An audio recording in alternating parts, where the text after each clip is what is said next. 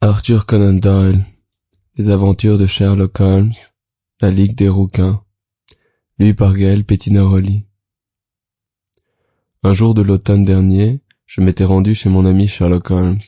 Je l'avais trouvé en conversation sérieuse avec un gentleman d'un certain âge, de forte corpulence, rubicond, et pourvu d'une chevelure d'un rouge flamboyant. Je m'excusai de mon intrusion et j'allais me retirer, lorsque Holmes me tira avec vivacité dans la pièce et referma la porte derrière moi. « Vous ne pouviez pas choisir un moment plus propice pour venir me voir, mon cher Watson, » dit-il avec une grande cordialité. « Je craignais de vous déranger en affaires. »« Je suis en affaires, très en affaires. »« Alors je vous attendrai à côté. »« Pas du tout. Ce gentleman, Monsieur Wilson, a été mon associé et il m'a aidé à résoudre beaucoup de problèmes. Sans aucun doute, il me sera d'une incontestable utilité pour celui que vous me soumettez. » Le gentleman corpulent se souleva de son fauteuil et me gratifia d'un bref salut. Une interrogation rapide brilla dans ses petits yeux cernés de graisse.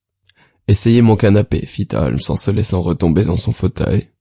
Il rassembla les extrémités de ses 10 doigts comme il le faisait fréquemment lorsqu'il avait l'humeur enquêteuse. « Je sais, mon cher Watson, que vous partagez la passion que je porte à ce qui est bizarre et nous entraîne au-delà des conventions ou de la routine quotidienne.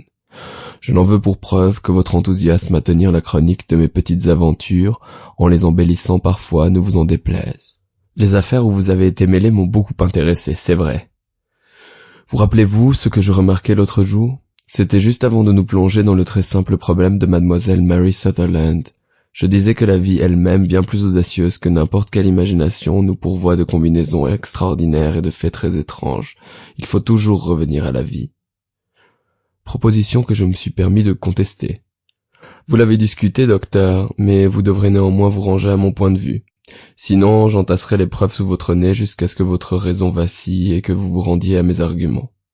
Cela dit, monsieur Jabez Wilson, ici présent, a été assez bon pour passer chez moi. Il a commencé un récit qui promet d'être l'un des plus sensationnels que j'ai entendus ces derniers temps. Ne m'avez-vous pas entendu dire que les choses les plus étranges et pour ainsi dire uniques étaient très souvent mêlées non à de grands crimes, mais à de petits crimes, et quelquefois là où le doute était possible si aucun crime n'avait été positivement commis. Jusqu'ici, je suis incapable de préciser si l'affaire en question annonce ou non un crime. Pourtant, les circonstances sont certainement exceptionnelles. Peut-être M. Wilson aura-t-il la grande obligeance de recommencer son récit.